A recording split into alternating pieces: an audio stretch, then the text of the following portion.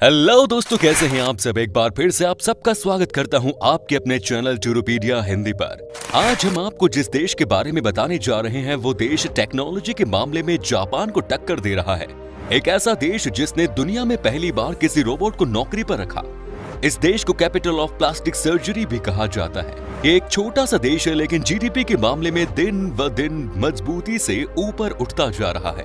इस देश को दुनिया का सेंटा क्लॉज कहा जाता है, लेकिन क्यों, हम आगे बताएंगे।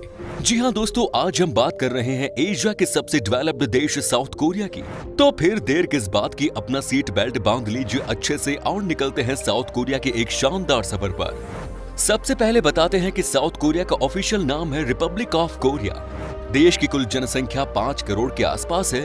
कुल आबादी का 82% हिस्सा शहर में रहते हैं, जबकि सिर्फ 18% लोग ही गांव में रहते हैं। देश के 3 तरफ समंदर हैं और the land of quite morning के रूप में मशहूर साउथ कोरिया के पश्चिम में चीन, पूर्व में जापान, उत्तर में नॉर्थ कोरिया स्थित है। देश की राजधानी है सियोल, जिसे देश का टेक्नोलॉजी कैपिटल सिटी कहा जाता है। सियोल दुनिया का दूसरा सबसे बड़ा मेट्रोपॉलिटन एरिया है और एक प्रमुख ग्लोबल सिटी। फोर्ब्स के मुताबिक करीब 38 बिलियनियर के साथ ये दुनिया का 8वां सबसे अमीर शहर है। दोस्तों, टेक्नोलॉजी के मामले में साउथ कोरिया ने महारत हासिल की है और इसका अंदाजा आप इसी बात से लगा सकते हैं कि इस देश ने पहली बार 2012 में कुछ ऐसा किया जो कि आज तक दुनिया ने नहीं देखा। जी हाँ, इस देश ने जेल की सुरक्षा के लिए दुनिया का पहला रोबोट गार्ड बनाया जो जेल की पहरेदारी करता था। साउथ कोरिया को दुनिया का सेंटा क्लॉज कहा जाता है। अब आप सोच रहे होंगे कि भला ऐसा क्यों? तो जान लीजिए कि हर देश में इस देश से निकला कोई ना कोई सामान है। जैसे कि आप सब जानते हैं कि क्रिसमस के दिन सेंटा क्लॉज अपनी पोटली में भरकर तमाम उपहार लाते हैं और वो बच्चों के बीच बांटते हैं। ठीक उसी तरह से साउथ कोरिया ने दुनिया को तमाम नई चीजें दी हैं। साउथ कोरिया ने मोबाइल इंडस्ट्री में भी बहुत नाम और पैसा कमाया है। आप जरा नोकिया को ही याद कर लीजिए, जिसने दशकों तक मोबाइल की दुनिया पर राज किया, और जब इसका राज धीरे धीरे ढलान पर आने लगा, तब वही राज सैमसंग कंपनी ने किया और अभी भी कर रहा है। जाहिर तौर पर ये दोनों कंपनियां दक्षिण कोरिया की ही हैं। इसके साथ ही Hyundai मोटर, किया मोटर्स और पॉस्को जैसे अनेक बड़ी बड़ी कंपनियों का घर है ये देश।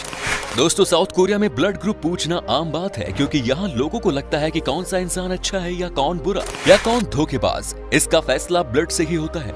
आपको सुनकर अजीब लग सकता है कि साउथ कोरिया में एक ही सरनेम वाले लोग आपस में शादी नहीं करते, क्योंकि यहाँ ये माना जाता है कि एक ही सरनेम वाले लोगों की शादी करने से खून अपवित्र हो जाता है।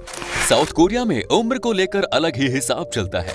यहाँ जब बच्चा पैदा होता है तब उस बच्चे को 1 दिन के बजाय 1 साल का माना जाता है। ऐसा इसलिए क्योंकि यहाँ के लोगों का मानना है कि माँ के गर्भ में बच्चा लगभग 9 महीने का समय बिताते हैं। वैसे देखा जाए तो बात बिल्कुल सही है। साउथ कोरिया टेक्नोलॉजी के मामले में जितने आगे है, उतने आगे पढ़ाई लिखाई में भी है। एक सर्वे के अनुसार साउथ कोरिया का लिटरेसी रेट है 97.9%। लेकिन इतने पढ़े लिखे होने के बावजूद यहाँ के लोगों के ख्यालात अजीबोगरीब है। जैसे कि यहाँ के लोगों का मानना है कि अगर पंखे को रात भर के लिए ऑन छोड़ दिया जाए तो उसके नीचे सोने वाले इंसान की मौत हो सकती है। ऐसा माना जाता है कि पंखा शरीर के तापमान को कम कर सकता है और इसकी वजह से हाइपोथर्मिया हो सकता है, मतलब शरीर हद से ज्यादा ठंडा हो जाता है, जो लोगों का मौत का कारण बन सकता है। साउथ कोरिया के लोग 4 नंबर को बदकिस्मत मानते हैं। कोरिया वासियों के अनुसार 4 मृत्यु का प्रतीक होता है, इसलिए वहाँ ज्यादातर अस्पतालों और इमारतों के लिफ्ट में 4 नंबर का फ्लोर नहीं होता। ये 3 से सीधा 5 होता है।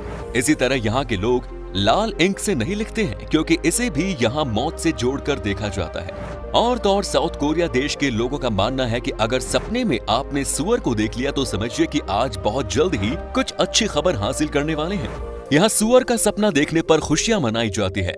एक और मजेदार बात बताते हैं आपको इस देश के बारे में। साउथ कोरिया में गलती से भी किसी को शू यानी कि जूते गिफ्ट ना करें, क्योंकि यहाँ इसे बहुत बुरा माना जाता है। लेकिन वहीं नॉर्थ कोरिया में ये अच्छा माना जाता है। दोस्तों, हिंदुस्तान और पाकिस्तान की तरह ही साउथ कोरिया और नॉर्थ कोरिया भी कभी एक देश हुआ करता था, लेकिन हमारी तरह आज दोनों के बीच की सीमा को दुनिया की सबसे खतरनाक सीमाओं में से एक माना जाता है। अलग होने के बाद नॉर्थ कोरिया जहां विकास के मामले में नीचे गिरता चला गया, वहीं साउथ कोरिया ने बुलंदियों को छू लिया। जहां नॉर्थ कोरिया दुनिया के सबसे खूंखार देशों में से एक है, वहीं साउथ कोरिया सबसे शांति प्रिय और सुरक्षित देशों में आता है। साउथ कोरिया एक ऐसा देश है जहां खूबसूरती का मतलब है स्लिम और फिट होना। इस देश में किसी के लिए भी वजन को बढ़ाना और मोटा होना सबसे खराब माना जाता है। अगर आप यहाँ रहते हैं और मोटा होते हैं तो राह चलते लोग आपको आलसी बुलाने से भी नहीं चूकेंगे। इसलिए इस देश में आपको एक से बढ़कर एक खूबसूरत चेहरे और शरीर वाली लड़कियां दिख जाएंगी। साउथ कोरिया के बारे में एक अजीब बात यह है कि यहाँ महिलाओं से ज्यादा मर्द अपनी खूबसूरती को लेकर चिंतित रहते हैं। वे लाखों रुपए अपनी सुंदरता को निखारने और महंगे महंगे कॉस्मेटिक्स प्रोडक्ट्स खरीदने में लगाते हैं। एक आंकड़ों के मुताबिक सबसे ज्यादा प्लास्टिक सर्जरी भी यहाँ के लोग ही कराते हैं।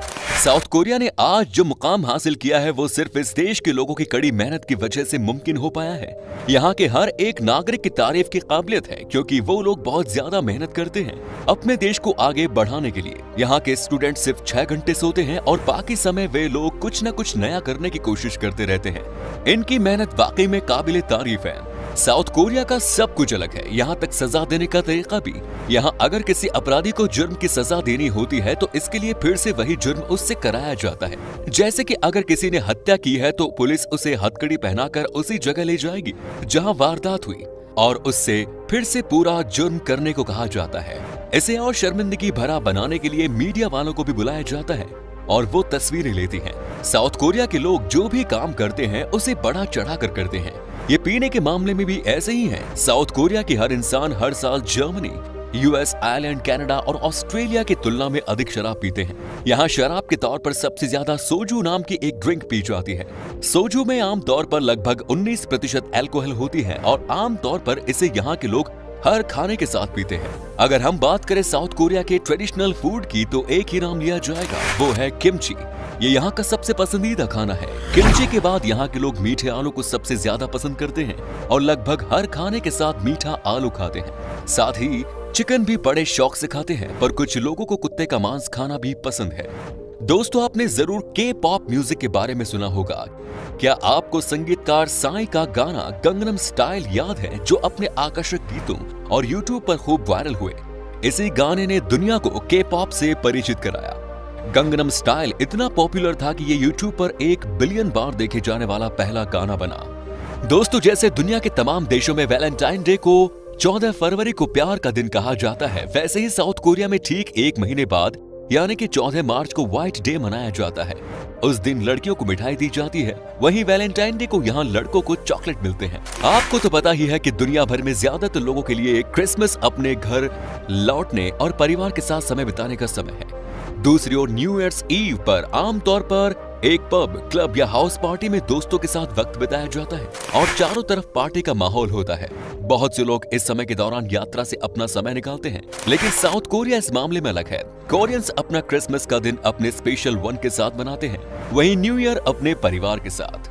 दोस्तों, साउथ कोरिया की 64% जमीन पर जंगल है, तभी तो इसे फॉरेस्ट लैंड भी कहा जाता है। कैपिटल सिटी सियोल भी 8 अलग अलग पहाड़ों से घिरी हुई है। हमने पहले भी बताया है कि सियोल एक बहुत बड़ा शहर है और ये सिर्फ साउथ कोरिया का भी एक बड़ा शहर नहीं, बल्कि ये दुनिया का तीसरा सबसे बड़ा शहर है। इस शहर के बीचों बीच देश का पॉपुलर हान रिवर है और रिवर साइड पर अनगिनत रेस्टोरेंट्स, बार और कई सारी दुकानें हैं खरीदारी करने के लिए। सियोल को अगर शॉपिंग डेस्टिनेशन कहा जाए तो भी गलत नहीं होगा।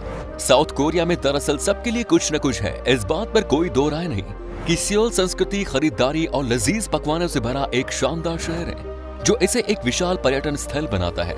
अगर आप साउथ कोरिया की सफर करते हैं तो समुद्र तट पर जरूर घूमें और साथ ही पहाड़ों के ऊपर का प्राकृतिक सुंदरता जरूर एंजॉय करें। शहर में घूमना और कोरियन संस्कृति का अनुभव करना एक आपके लिए अविश्वसनीय अनुभव रहेगा। फिर भी आप जब तक यहाँ के गाँव के सैर ना करें तब तक आपका साउथ कोरिया का सफर अधूरा सा लगेगा।